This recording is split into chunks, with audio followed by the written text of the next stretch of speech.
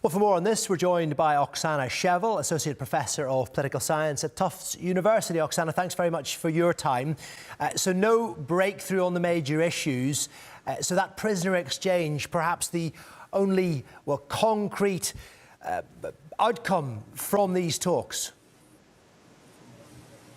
Yes, and I think we should keep in mind that even presenting the prisoner exchange as some sort of, specific success of this particular round of negotiations, one could be skeptical because prisoner exchanges have happened before. So in other words, of course, it's good that they happened, but I wouldn't treat it as a sign of breakthrough fundamentally in the talks and peace settlement prospects, and there has been no progress otherwise. So, as much as Ukrainians are happy, of course, to have the servicemen come home, and that's an important step in and of itself, I wouldn't read too much from this exchange into the likely success of the talks. Yes, I mean, significant work remains. Those are the words of Steve Witkoff, the US envoy. Of course, those sticking points remain as they have been for some time. Ukraine is not prepared to give up territory in the Donbass, from which it believes Russia could just launch further attacks. And Russia's demanding that territory and, in fact, wants it to be recognised as Russian territory in the event of a peace deal. I mean, how are they going to get over these stumbling blocks?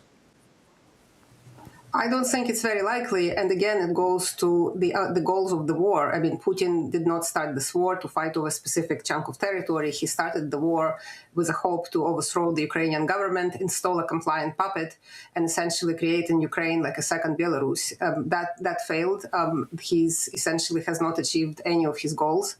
And I think essentially Russia is imitating the peace process. I don't think they're serious about really achieving lasting settlement that would allow Ukraine to be a secure sovereign state, even if potentially in reduced borders. This is why we see Russia completely reluctant to, for example, agree to peacekeepers in Ukraine, right? If you're not planning to attack again, why not have peacekeepers? They have before, and we have no indication that these demands have changed, demanded things such as limitations on Ukrainian armed forces and so forth. So I think, the expectation, as much as people in Ukraine want peace, as you said, they want to live in a sovereign, secure state.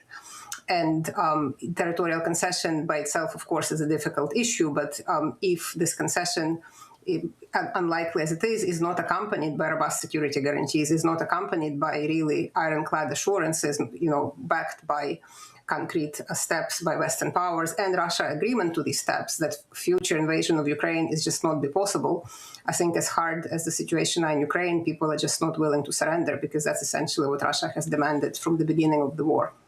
Yes, and some of those things you mentioned, including security guarantees for Ukraine, well, it's hard to see any room for manoeuvre on that without further intervention from the United States. Do you see any signs that Donald Trump is prepared to further turn the screw on Moscow and apply some diplomatic pressure? Well, in my opinion, President Trump has not turned any screws on Moscow. I mean, this is, Ukraine agreed to ceasefire back in March. And, if the idea was that Russia would also abide by the ceasefire, they should have been sanctioned and all sorts of screws have been turned back months ago. And we didn't see that happening. Russia just yet again bombed civilian infrastructure, the power power stations and so forth.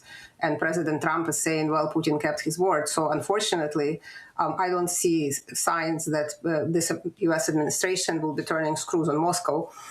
So unfortunately, that doesn't seem to be in the works. And, some analysts have said, and I share this opinion, that essentially Putin is kind of leading Trump along and creating this impression that he's prepared to negotiate in good faith. But when you actually look at the substance of what has been achieved, that hasn't been achieved, and what Russia has demanded and how it hasn't changed its demands, I don't see any willingness on Russia's part to reach a lasting settlement. And I don't see, unfortunately, also for Ukraine, certainly, willingness of the Trump administration to put pressure on Moscow. Oxana, we do appreciate your analysis. Thanks for coming on TRT World. Oxana Shevel there from Tufts University. Thank you.